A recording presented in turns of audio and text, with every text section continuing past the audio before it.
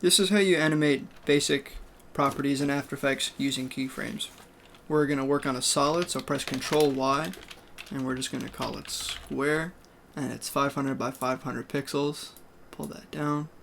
We're going to start with scale, so press S, and you can drag this value up and down to change the size of your square, or you can punch in a value directly if you want to type in something specific. So this just means 123% of the original scale. And to animate this over time, you want to press this stopwatch, and that will give you a keyframe, and you can move this around. What this means is that right now we're at frame 4, and at frame 4 we're at 123% scale. So let's move that to the beginning of our timeline, then go down to the end and change this value to, say, 50. And over time, After Effects is calculating what the scale needs to be to get it from 123% at frame 0 to 50% at 3 seconds and 23.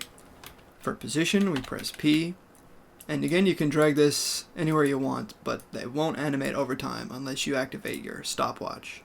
So at the beginning, this is our position in X and Y coordinates. If we come down to the end, let's move it up and to the right.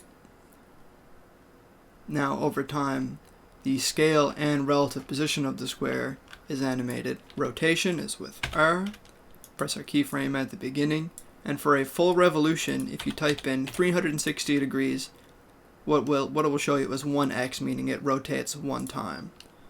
So for 180 degrees, you could type in 0.5 complete rotations. It's just two different expressions of the same thing. So now our square is rotating over time as well. And opacity is with T. You can think T for transparency. And this is just as self-explanatory as other properties. It's helpful to note that you can select, copy, and paste keyframes just like you would text with Ctrl-C and Ctrl-V, which makes it really easy to handle large numbers of these.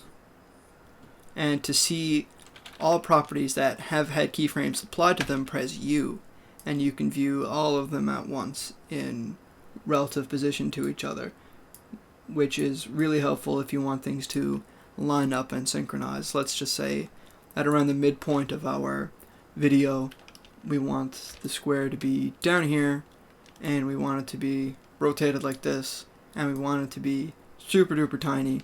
We can really easily look at our timeline and see that this is all happening at the exact same time whenever we want it to be.